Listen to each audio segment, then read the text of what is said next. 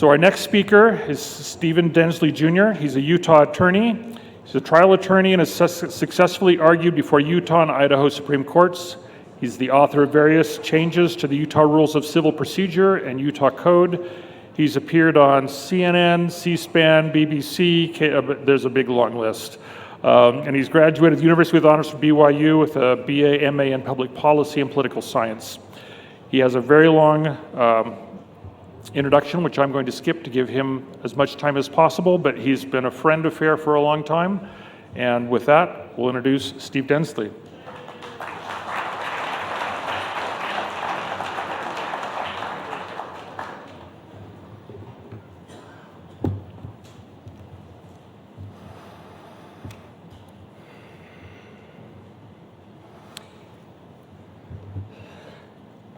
I'd like you to consider what kinds of things you would say have been proven to you, and how is it that you would say they've been proven to you?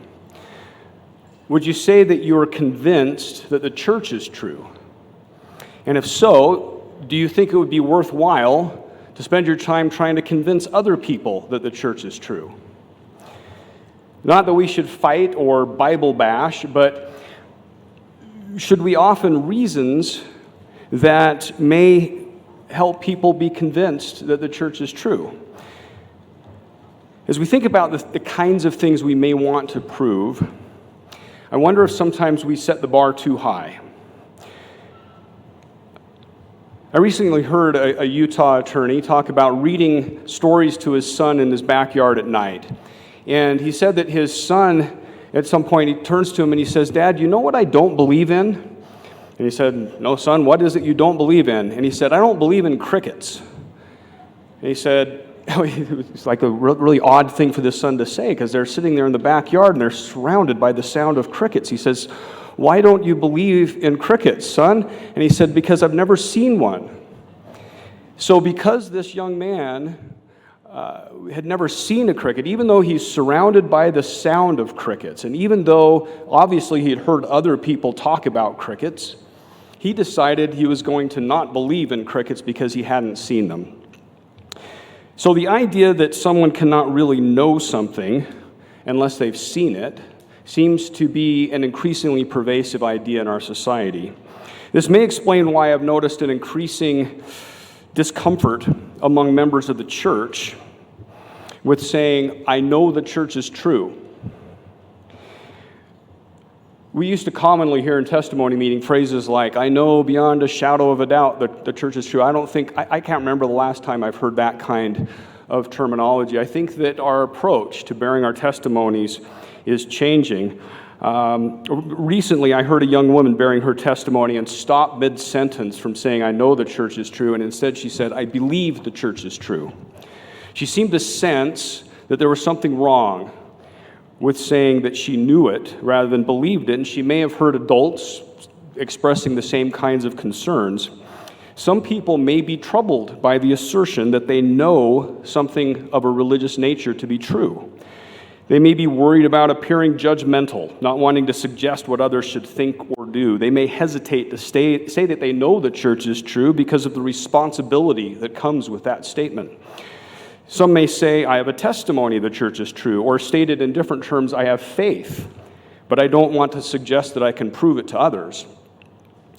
Of course, the girl should be commended for using words to express her testimony that are sincere, rather than merely repeating what she had heard others say.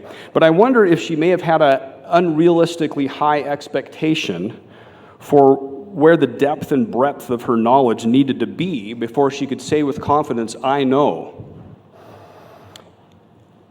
How many of you would say you know who this is? Okay? All right, I see some hands. If I were to say, "I know Columbus lived," would that be an incorrect statement? It might sound odd. Nobody doubts that Columbus lived. People would probably not doubt the truth of that statement, yet I personally have no evidence that Columbus lived except for the witness of others, the written testimony, if you will, of others that Columbus lived. We also have some writings from Columbus, but I haven't met Columbus, I haven't seen Columbus. By contrast, my testimony of the church is based not only on the testimony of others, but upon my own experience with applying gospel principles, archaeological evidence, word studies, experience with the Holy Ghost, and more. So why are some people who may otherwise believe in the miraculous uncomfortable when I say, I know Joseph Smith had a set of golden plates, but would not question me if I said, I know Columbus lived? One possible reason is that in modern society, we're taught that matters of religion should not be imposed on others. And while we may hold sincere beliefs, we should not suggest that others believe the same things that we do. Another reason is that the proposition that Columbus lived is universally accepted, and one would risk being thought a crackpot if you went around saying, that Columbus is a myth. Another perhaps related reason is that very little is demanded of those who believe that Columbus lived. However, to state that the Book of Mormon is true or that Joseph Smith was a prophet is to cross a line. On one side of the line, you can go on living as you have. But once you cross that line, you'll need to change. You'll need to start doing some things you'll have to give some things up. Maybe your time, your money, perhaps some personal acquaintances. You may need to change your eating habits. You may need to lose some or all of your personal practices. The stakes are much higher. In fact, it may be said that if the matter of the truthfulness of the church were put to a jury, no one would be able to sit on that jury because everyone would have a stake in the outcome of the litigation. Incidentally, this picture hangs in the Metropolitan Museum of Art in New York, and on the tag it says, "Portrait of a man said to be Christopher Columbus." So although you may have felt confident that this is a painting of Christopher Columbus, art historians aren't so sure. In any event, the young girl who felt uncomfortable saying, "I know the church is true," is in good company. Elder Douglas L. Callister told the following story. When the 23-year-old Heber J. Grant was installed as president of the Tooele Stake, he told the saints he believed the gospel was true. President Joseph F. Smith, a counsel in the first presidency, inquired, "Heber, you said you believe the gospel with all your heart, but you did not bear your testimony that you know it is true. Don't you absolutely know the gospel is true?" Heber answered, "I do not." Joseph F. Smith then turned to John Taylor, the president of the church, and said, "I'm in favor of undoing this afternoon what we did this morning. I do not think any man should preside over a stake that has not a perfect and abiding testimony of the divinity of this work." President Taylor replied, "Joseph, Joseph, Joseph, Heber knows it just as well as you do. The only thing that he does not know is that he knows it." Within a few weeks, that testimony was realized, and young Heber J. Grant shed tears of gratitude for the perfect, abiding, and absolute testimony that came into his life. The discomfort some people may feel in saying that they know the church is true, or hearing others say they know the church is true, may lie in the definition of these words. The word know can mean a variety of things. It can mean that a person has perceived the thing directly, that they're acquainted with it, that they have experience with it, that they have a practical understanding of it, or that they're convinced or certain of it. Regarding the word true, the dictionary lists 9 different entries with multiple sub-entries, and among the listed meanings are being in accordance with the actual state of affairs, properly so called, steadfast, legitimate, and conformable to a standard or a pattern. Next, what is the church? Is the church an organization? Is it the leaders of the organization? Is it all Christians or a denomination of Christians? Is the church a series of meetings or a set of doctrines? Or is it a building, as in we're going to church? Or I know the church is true. This is one way you can check. In this presentation, when I use the word church, I'm using it in the same sense that Elder D. Todd Christofferson did when he explained that the church is an organization founded by Jesus Christ with a purpose to preach the good news of the gospel of Jesus Christ and administer the ordinance of salvation, in other words, to bring people to Christ. As I speak of knowing or proving the church is true, it is also essential to note that, as Elder Christofferson said, we do not strive for conversion to the church, but to Christ and his gospel, a conversion that is facilitated by the church. Therefore, I will speak of knowing or proving the church is true in the same sense we might speak of proving the gospel is true.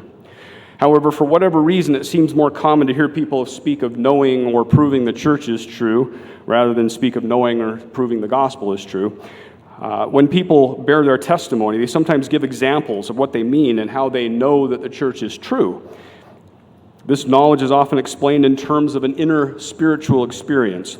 Sometimes people speak of experiences with other members of the church and how they've blessed their lives. Sometimes they explain the teachings of the church and how they make sense to them. It seems that generally when people say they know the church is true, they're saying they've been convinced of one or more of the following: that the leaders of the church are called of God, that they bear God's authority to oversee the administration of saving ordinances to teach the Word of God, and to teach the Word of God, that the members of the church are followers of Jesus Christ, that Jesus Christ is our Savior, that the doctrines taught by the church and the scriptures of the church are correct. Whatever the approach, people seem less concerned when others stand at the pulpit and share their testimony that they know the church is true than about the idea that you can prove the church is true.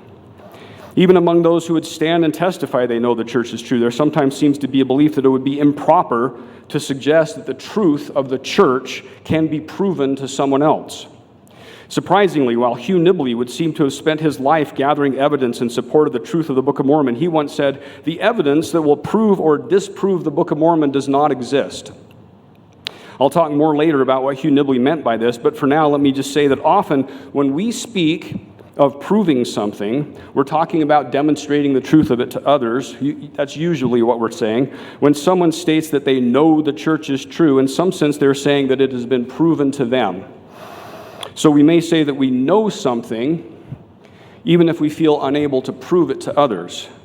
For example, we may say that we have seen an event and therefore are convinced it happened, but remain unable to persuade others that it happened.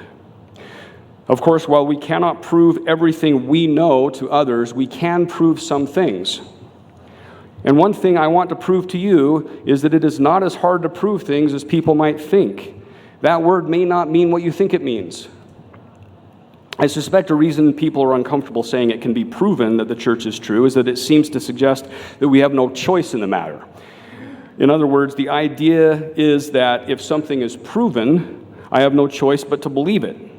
This may be due to the word, maybe due to how the word proof is often used in common parlance. In respect to any general assertion in an argument, people often say, "Prove it," as if to say, demonstrate what you're saying is true beyond all doubt. A common definition of proof is the cogency of evidence that compels acceptance by the mind of a truth or a fact. This is the sort of proof that we often expect to find in the field of mathematics, where a proof is a logical argument that establishes the truth of a statement beyond all doubt. Regarding religion, we should be able to agree that it would not be desirable to compel belief, as it would violate principles of moral agency. But, as I will discuss below, there are things people have said to be proven that some people still do not believe. Furthermore, even miraculous acts of God do not compel commitment to the Church of Jesus Christ or the gospel. For example, one may say if he were visited by God, or by angels, or if he could at least see the gold plates, he would have no choice but to remain faithful to the church. However, all of these could be said of Oliver Cowdery, and for at least a time he left the church. In fact, the Doctrine and Covenants says regarding the devil that a third part of the hosts of heaven turned away from God because of their agency, indicating that we could dwell in the presence of God, retain our agency, and still decide to wage war against God. So the reason God doesn't provide more evidence seems related to the fact that God's intention for us is not simply that we believe. Even the demons believe and tremble. Instead, God hopes to help us to develop into Christ-like people. There's something essential to our progression and to our demonstrating what our true desires are that requires that we leave God's presence. God provides enough evidence for us to be able to have the information we need to progress and to demonstrate our desires, but it seems that this is a different amount of information for everyone. The ultimate test is whether or not we desire to do the will of God. For at least a third part of us, this test could be applied in the light of absolute proof. For most of us, we must proceed, as it were, while seeing through a glass darkly.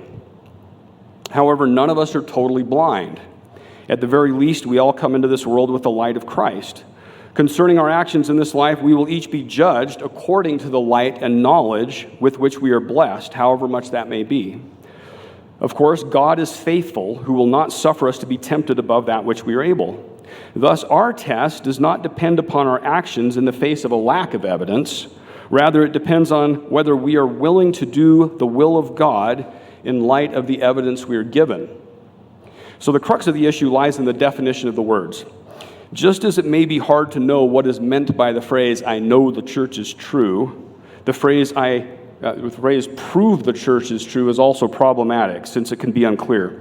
And just as a person may have set the bar too high for what it takes to know something, I'll set out to prove to you that it's not as hard to prove things as we sometimes imagine. The word prove can have a variety of meanings.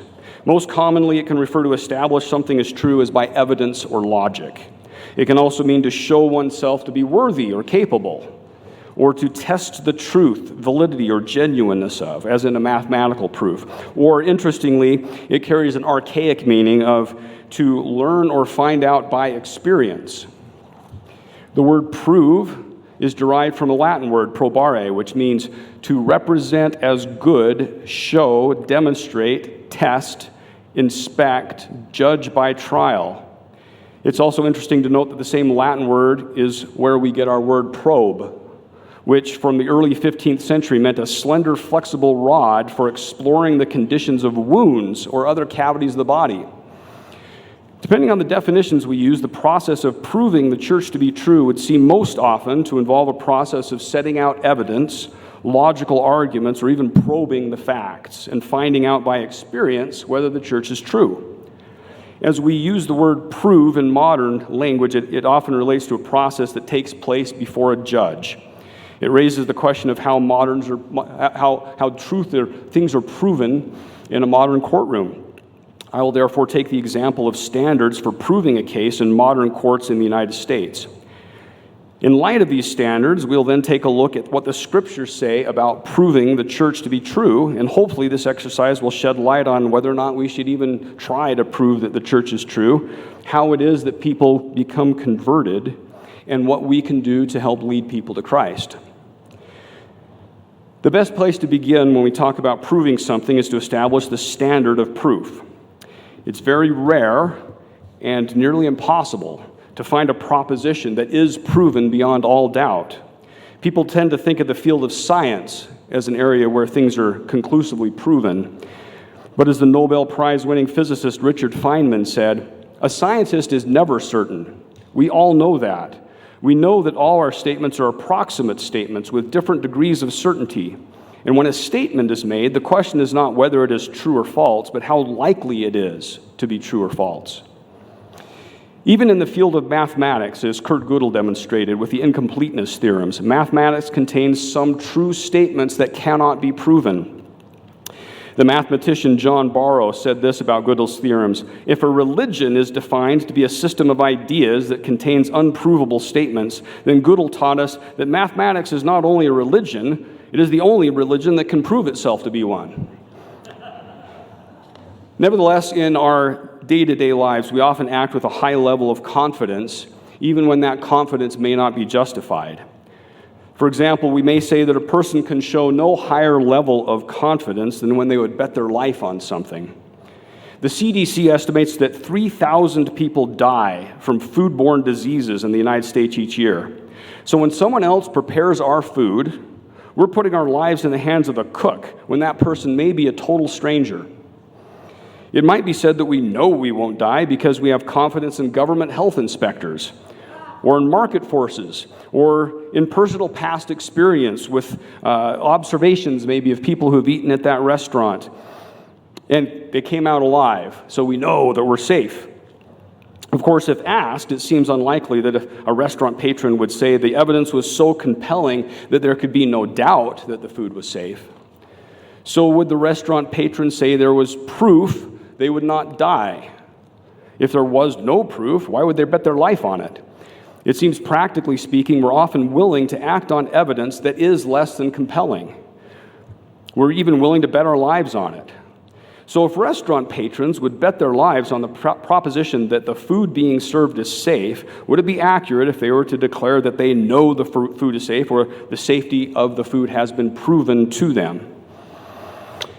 Joseph Fielding Smith once invoked the venue of a courtroom in explaining the degree to which he held the evidence supporting the veracity of Joseph Smith and Oliver Cowdery.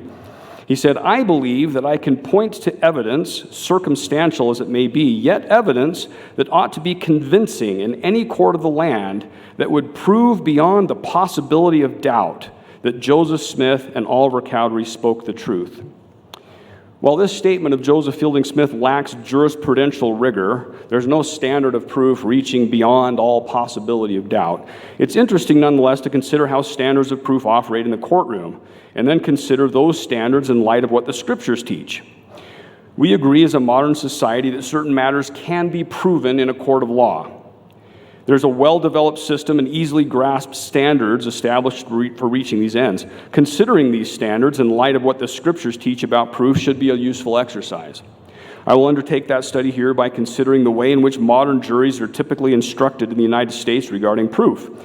Then we'll examine some examples within the Scriptures where proof is discussed. And as we do so, it will be interesting to see how the language of the modern courtroom, as well as the standard of proof juries must apply, help illuminate the response of the Scriptures to the question of whether we can prove that the church is true.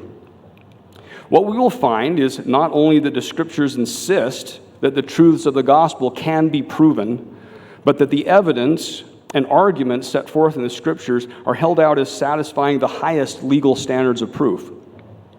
This discussion is primarily addressed to those who would say that you cannot prove the church is true, who nevertheless believe themselves that the church is true. But it may also be helpful to non-believers as we compare and contrast the meaning of proof within the Scriptures with its meaning within the American legal system. I hope to further show that it's unreasonable to hold religious propositions to a standard of proof that is inconsistent with the standard we apply in other areas of society. Harvard law professor, there's Joseph Fielding Smith. There's the quote. All right. Simon Greenleaf was a Harvard law professor, and he bemoaned the fact that we hold religious propositions to a different standard and exclaimed, "All that Christianity asks of men on this subject is that they would be consistent with themselves, that they would treat its evidence as they treat the evidence of other things, that they would try and judge its actors and witnesses as they deal with their fellow men when testifying to human affairs and actions in human tribunals. Let the witnesses be compared with themselves, with each other, and with surrounding facts and circumstances, and let their testimony be sifted as if it were given in a court of justice on the side of the adverse party, the witness being subjected to a rigorous cross-examination. The result, it is believed, will be an undoubting conviction of their integrity, ability, and truth." It's helpful to note that in modern courtrooms, it is understood that there are various levels of proof and that a proposition may be said to have been proven when the matter is established at a level much lower than the realm of no doubt.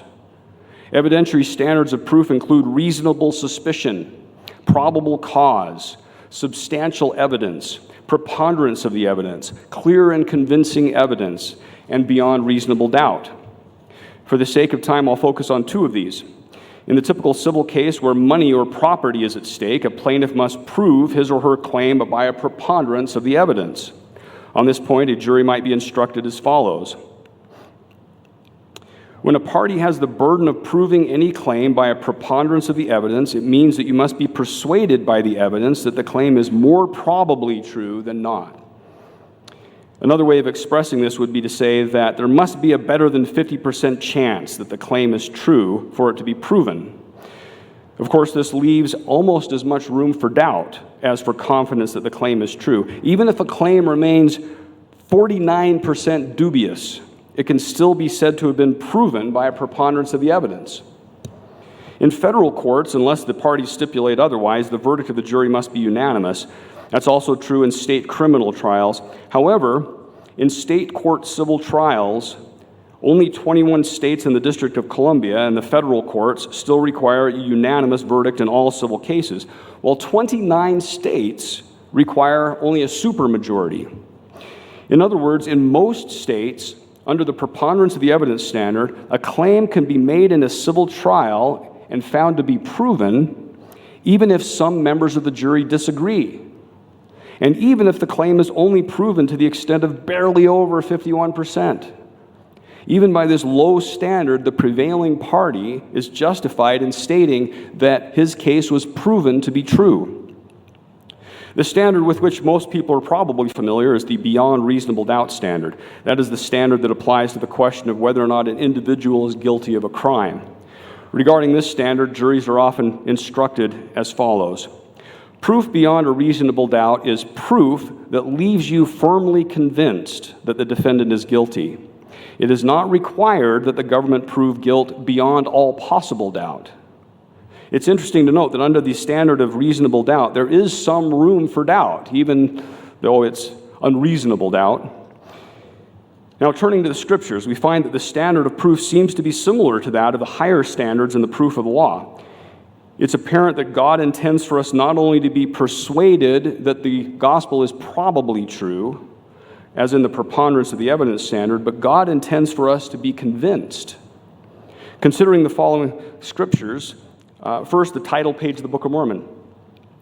The purpose of the Book of Mormon is to the convincing of the Jew and the Gentile that Jesus is the Christ, the eternal God, manifesting himself unto all nations. Doctrine and Covenants, section 90, verse 10. And then cometh the day when the arm of the Lord shall be revealed in power, in convincing the nations of the gospel of their salvation. And there are numerous other such scriptures, and they're cited in my book chapter in Dan Peterson's Festschrift. Regarding the various forms of evidence that are submitted in a courtroom to prove or disprove a case, juries are typically instructed as follows. The evidence you are to consider in deciding what the facts are consists of the sworn testimony of any witness, the exhibits that are admitted into evidence, any facts to which the lawyers have agreed, and any facts that the judge may instruct the jury to accept as proved. So note that the testimony of witnesses is listed first. This is the primary way by which evidence is submitted. Even when documents are introduced or other physical evidence is introduced, it's usually through witnesses. Thus, it is especially important for a jury to consider whether or not the testimony of each witness is credible. Juries are therefore instructed as follows, and consider the testimony of the witnesses of the Restoration as I read this. In deciding the facts of the case, you may have to decide which testimony to believe and which testimony to not believe. You may believe everything a witness says, or part of it, or none of it. In considering the testimony of any witness, you may take into account the opportunity and ability of the witness to see or hear or know the things testified to, the witness's memory, the witness's manner while testifying, the witness's interest in the outcome of the case, if any, the witness's bias or prejudice, if any, whether other evidence contradicted the witness's testimony, the reasonableness of the witness's testimony in light of all the evidence, and any other facts that may bear on believability. The jury instruction continues by saying, sometimes a witness may say something that is not consistent with something else he or she said. Sometimes different witnesses will give different versions of what happened. People often forget things or make mistakes in what they remember. Also, two people may see the same event but remember it differently. You may consider these differences, but do not decide the testimony is untrue just because it differs from other testimony. As in a court of law, the Scriptures place great stock in the testimony of witnesses. In seeking to know the truth, we're not left alone and expected to rely only upon our personal experience. Rather, we can consider the testimony of witnesses and judge their credibility as we weigh the evidence. Early in the scriptural record, witnesses are held out as essential in establishing the truth of an allegation of fault.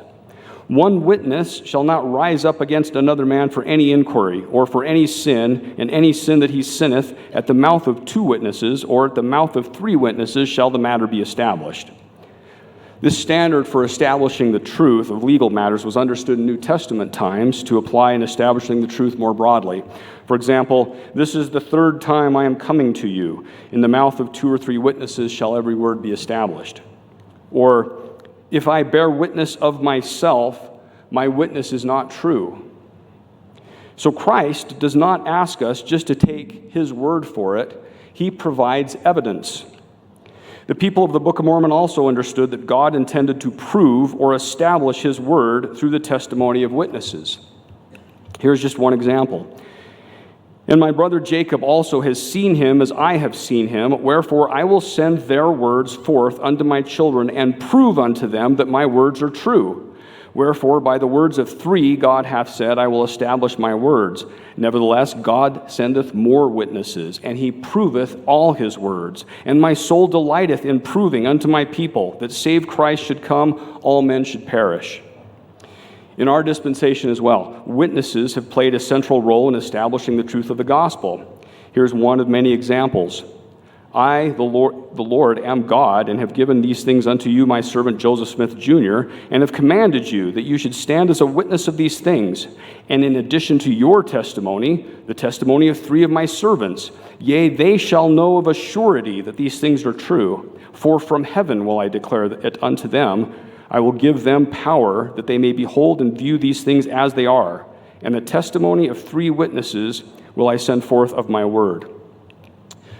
So to summarize, in civil cases, it's appropriate to say that a claim has been proven, even when there's nearly as much evidence that there's doubt about the claim's veracity as there is confidence that the claim is true. Furthermore, even when the standard of proof is higher, such as in criminal cases, the range of evidence that can be considered by a jury is limited to what can be submitted through witnesses, documents, and physical evidence. In other words, while a jury may hear the testimony of witnesses and may examine documents and other physical evidence, such as a gun, etc., a jury would not have witnessed the events themselves. In fact, a person would not be allowed to sit on a jury if they had been a witness to the events that are the subject of the trial. Although the jurors themselves are not eyewitnesses, and although they do not have a personal experience with the facts of the case, our system of justice is premised upon the notion that a matter can nonetheless be proven. By contrast, in matters of religion, we're not only able to benefit from the examination of documents that have been produced and the testimony of witnesses, but we also are able to become witnesses ourselves. We can try or test the spirits. We can experiment upon the words that we are taught by applying them in our lives to see if they bring forth good fruit. We're told that if we faithfully apply a gospel principle in our lives and see the good results, that our knowledge is perfect in that thing. We're further taught that by virtue of a personal experience with the Holy Ghost, we can know the truth of all things.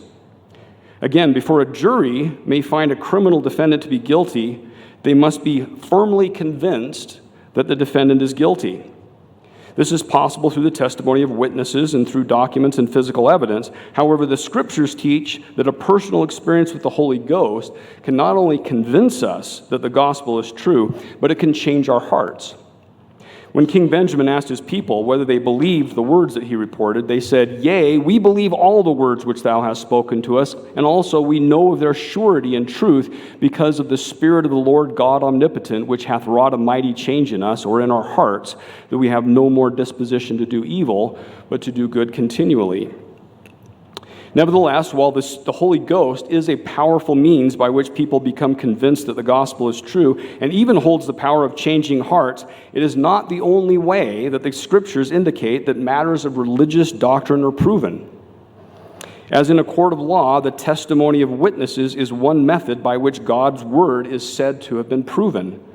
In addition to the verses quoted above, we also read, "Nephi and Lehi did minister unto the people, declaring through all the regions round about all the things which they had heard and seen, insomuch that the more part of the Lamanites were convinced of them, because of the greatness of the evidences which they had received." In a similar fashion, the Doctrine and Covenants teaches that the Book of Mormon itself serves as a witness to the fact that the Bible is true. The Lord indicates that the Book of Mormon came forth proving to the world that the Holy Scriptures are true, and that God does inspire men and call them to his holy work in this age and generation, as well as in generations of old. A brief survey of the Scriptures will further demonstrate that proof is said to have been accomplished through a wide variety of other means.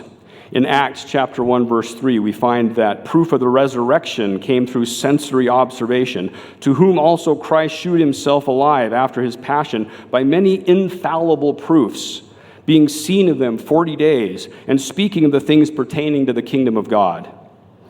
The author of Acts indicates that Paul used the Scriptures to prove the gospel is true, although the argument itself isn't set forth. As was his custom, Paul went into the synagogue, and on 3 Sabbath days he reasoned from them, from the Scriptures, explaining and proving that the Messiah had to suffer and rise from the dead. This Jesus I am proclaiming to you is the Messiah, he said. Perhaps similarly, in a revelation directed to Sidney Rigdon regarding his call as a scribe to Joseph Smith, he was told that he should use the Scriptures in acting as a second witness to the words of Joseph Smith. And inasmuch as you do not write, behold, it shall be given unto him to prophesy, and thou shalt preach my gospel, and call on the holy prophets to prove his words, and they shall be given him. In addition to at least 5 other examples I found in the Scriptures and I cite in the book, in Alma we read, and ye also behold that my brother Alma has proved unto you in many instances that the word is in Christ unto salvation. My brother has called upon the words of Zenos, that redemption cometh through the Son of God, and also upon the words of Zenoch. And also he has appealed unto Moses to prove that these things are true. Nephi argues that the very fact that we exist proves that we have a Savior. And my soul delighteth in proving unto my people that save Christ should come, all men should perish. For if there is no Christ, there be no God. And if there be no God, we are not, for there could not have been a creation. But there is a God, and he is Christ, and he cometh in the fullness of his own time. It's also said that we can prove God's word by putting it to the test to see if it works. In Malachi we read, bring ye all the tithes into the storehouse, that there may be meat in mine house, and prove me now herewith, saith the Lord of hosts, if I will not open unto you the windows of heaven and pour you out a blessing, that there shall not be room enough to receive it. There are other examples in the Book of Mormon and the New Testament that I don't have time to read now. While we can know that God's word is true based upon external and tangible results that come from living its principles, it's also been said that we can know the truth by virtue of an internal perception that such is the case. This concept was given the name proper functionalism by modern philosophers of epistemology. The process is described, at least in part, by Alma as follows. Now we will compare the word unto a seed. Now if you give place that a seed may be planted in your heart, behold, if it be a good seed, or a true seed, or a good seed, if you do not cast it out by your unbelief, it will begin to swell within your breasts. And when you feel these swelling motions, you will begin to say within yourselves, it must needs be that this is a good seed, or that the word is good, for it beginneth to enlarge my soul. Yea, it beginneth to enlighten my understanding. Yea, it beginneth to be delicious to me. Of course, it's commonly understood by members of the church that personal revelation serves as a form of private evidence that will support a personal testimony. The prophet Jacob declares that when personal revelation is combined with the testimony of the prophets in the Scriptures, we can develop an unshakable faith. Wherefore, we search the prophets, and we have many revelations in the spirit of prophecy, and having all of these witnesses, we attain a hope. And our faith becometh unshaken, insomuch that we can truly command in the name of Jesus, and the very trees obey us, or the mountains, or the waves of the sea. This verse suggests that the process of obtaining this unshaken faith is not merely a personal event. It is described here as something that comes by virtue of study of the Scriptures, and not something that merely appears out of nowhere. An individual must make a personal effort, and that effort is necessarily guided by the testimony of witnesses of Christ's word. This reminds us of Paul's counsel to the Romans. So faith comes from what is heard, and what is heard comes through the word of Christ. It should be clear by now that the Scriptures indicate that God intends to prove to us, and He intends for us to prove to each other that the church, or in other words, the gospel, is true. As discussed previously, the word prove can be understood in various ways by modern readers, so it raises a question regarding the way in which the word should be defined as it appears in the Scriptures.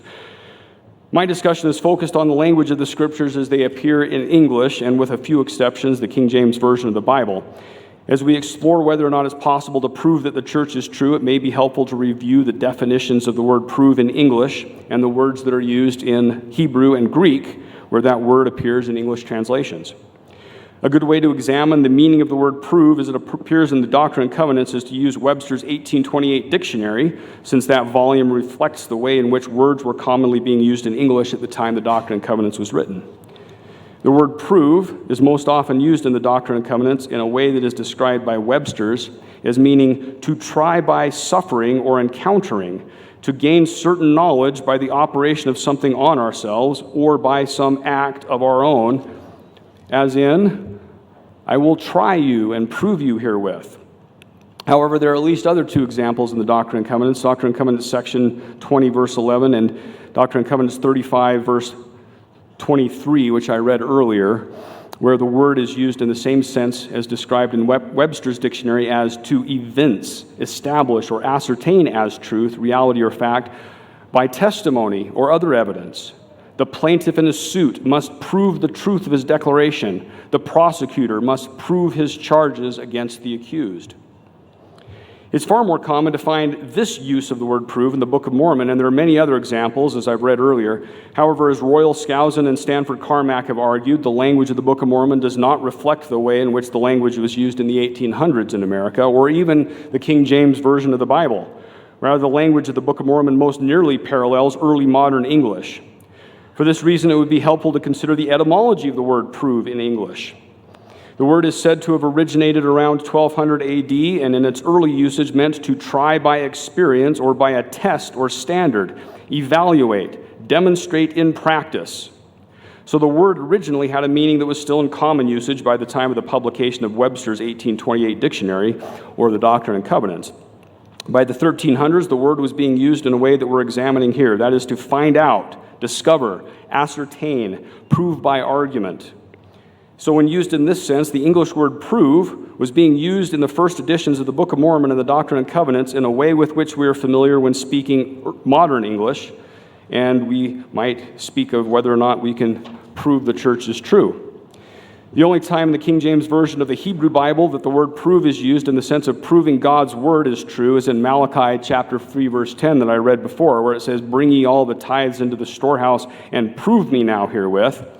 The Hebrew word for prove here is bahan, and is said to mean to examine or try. The word is especially used in the sense of testing metals, but it's also used to investigate, examine, prove, tempt, try by trial.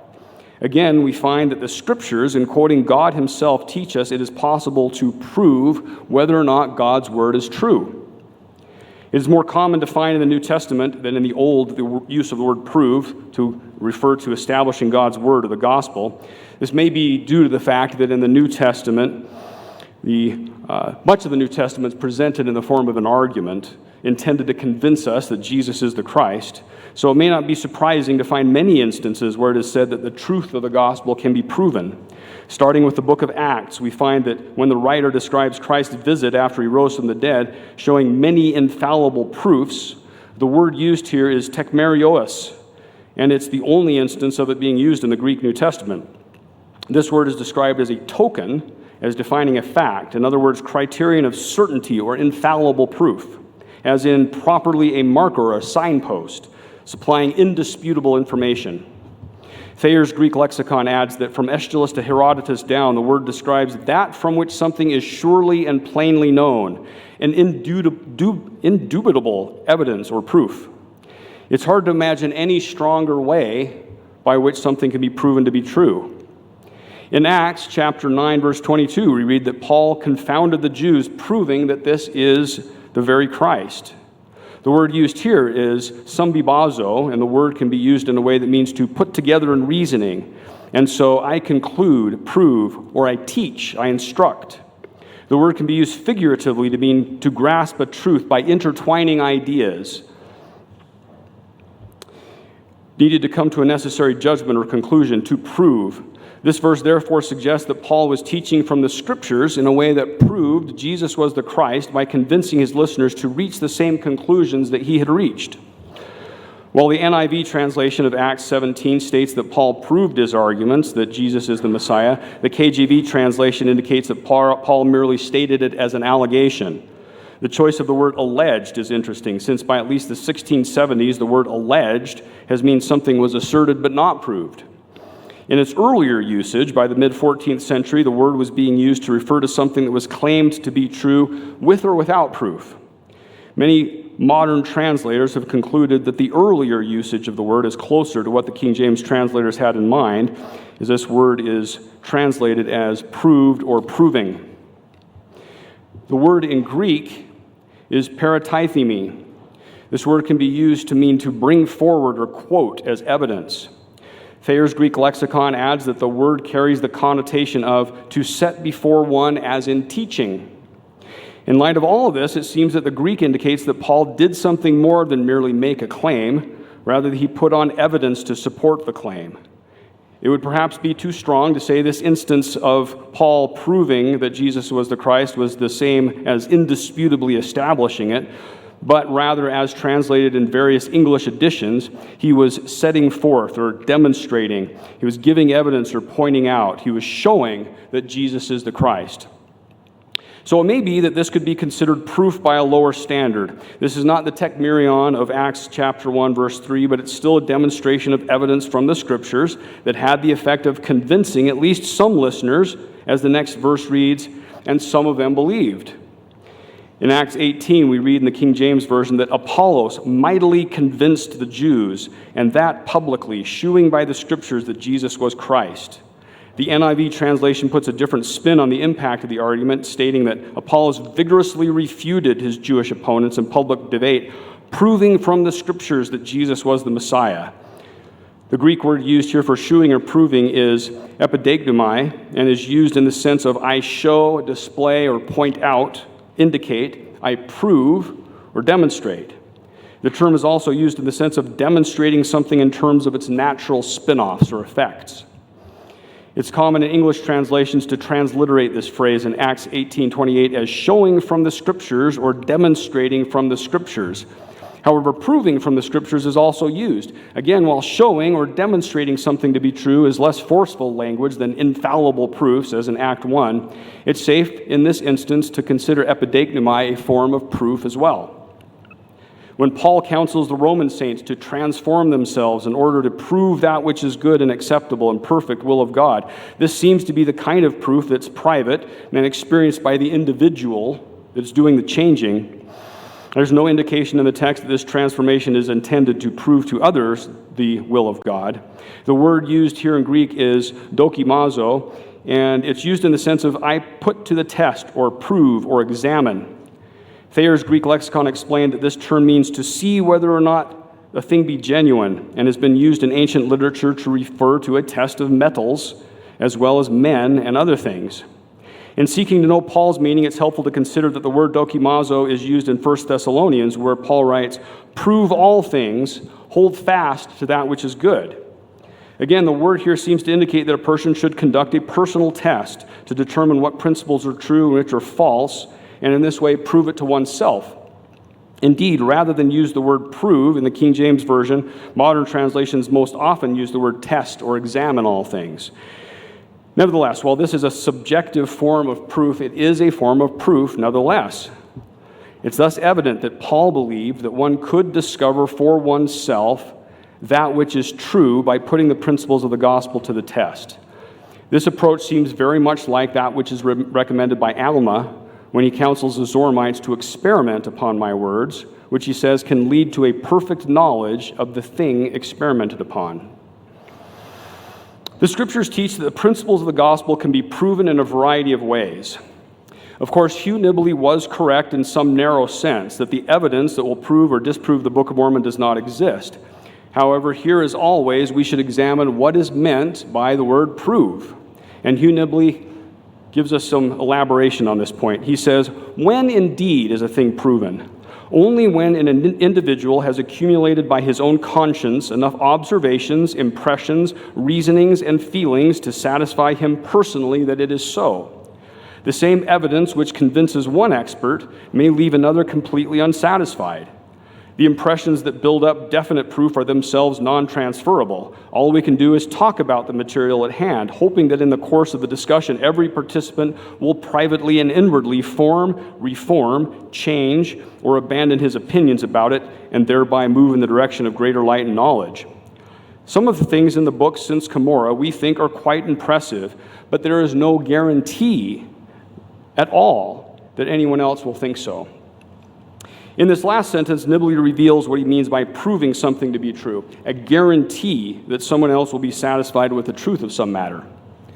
So while it may be true that no one can guarantee that providing evidence supporting the truthfulness of the Book of Mormon will convince all who listen that the book is true, we can be guaranteed that if nothing regarding the Book of Mormon is shared, that no one will be convinced. The process of proving something to be true involves sharing information, without which there is no proof, and without which there is some hope for conversion, or with which there is some hope for conversion. If a person is converted by virtue of the testimony of a believer, that person may come to say that the matter was proven to him or her.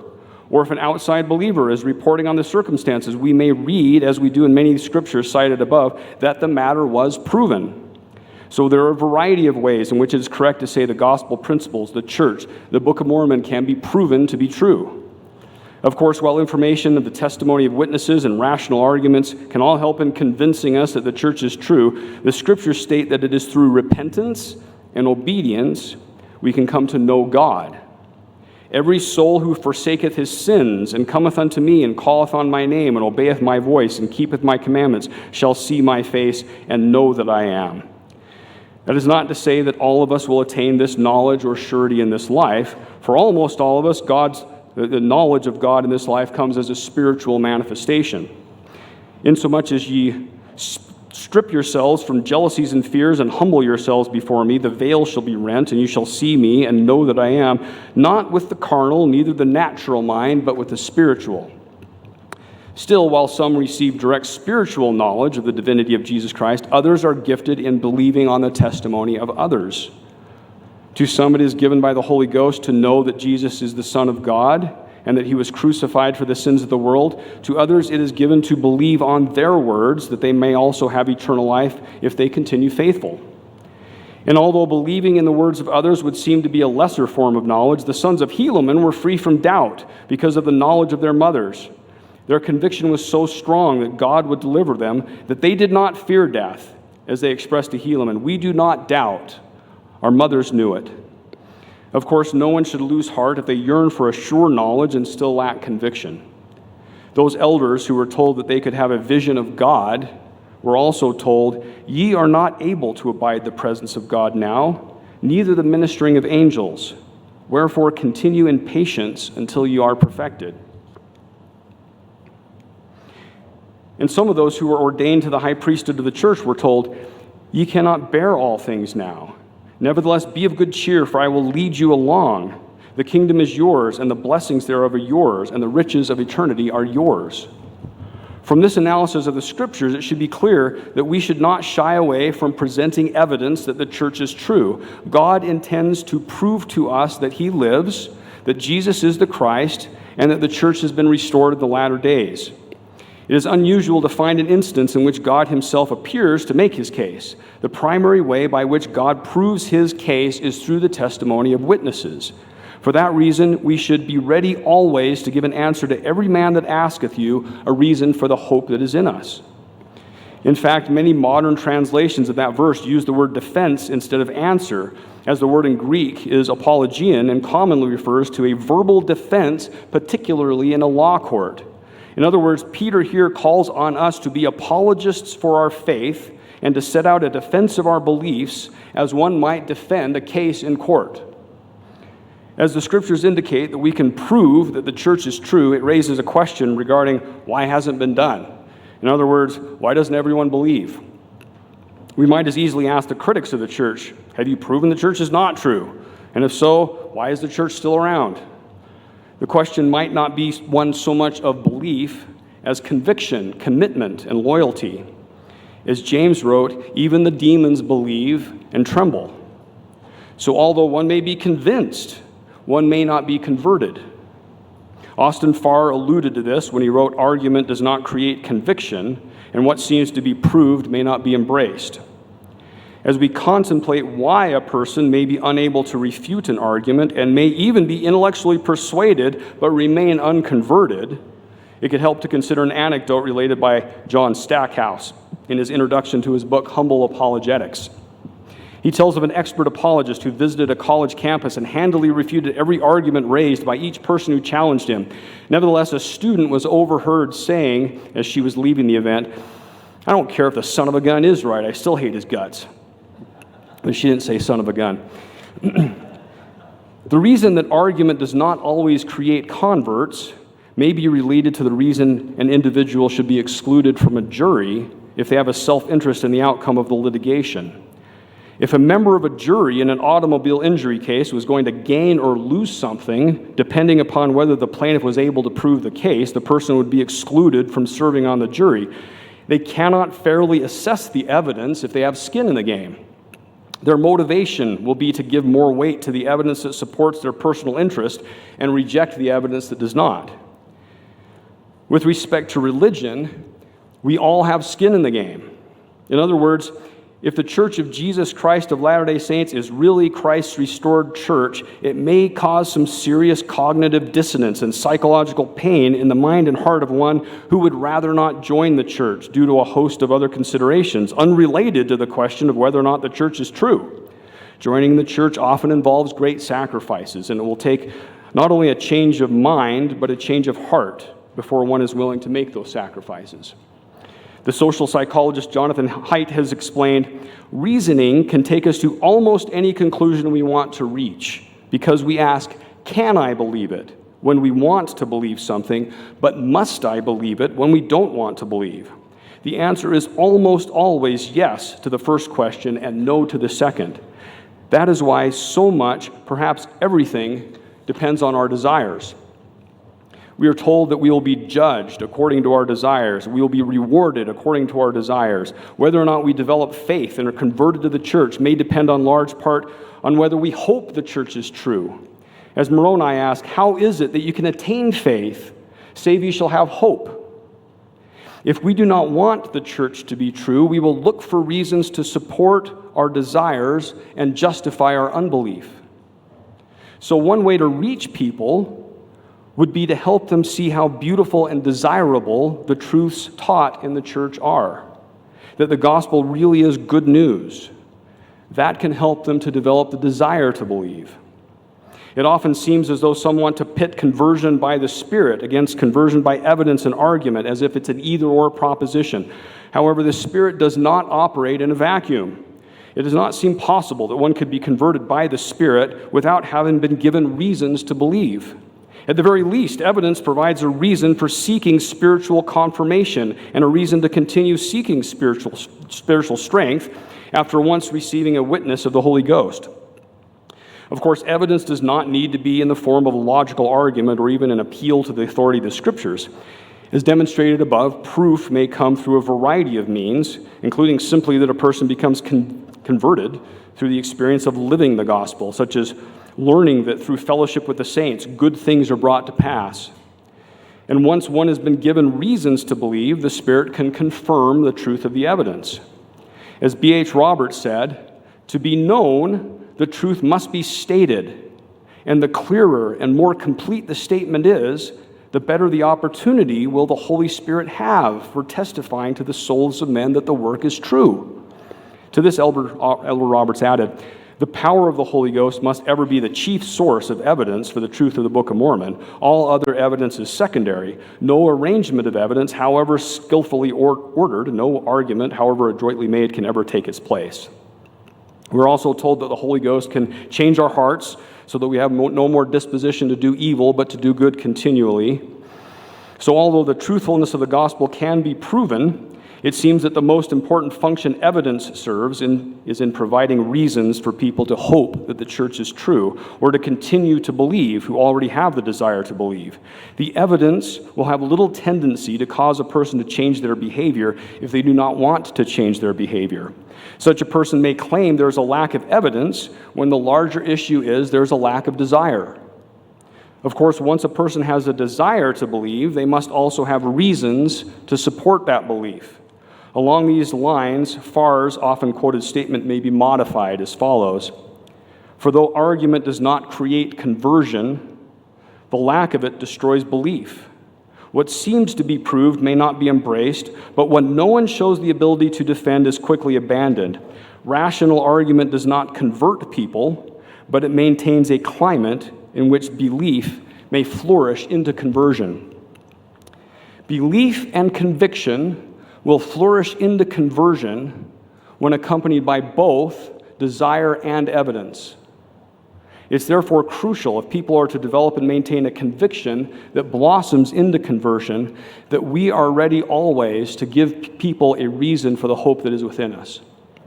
That's why I am grateful to FAIR, to all of you, to all of the organizations that support the Church of Jesus Christ of Latter-day Saints through scholarship.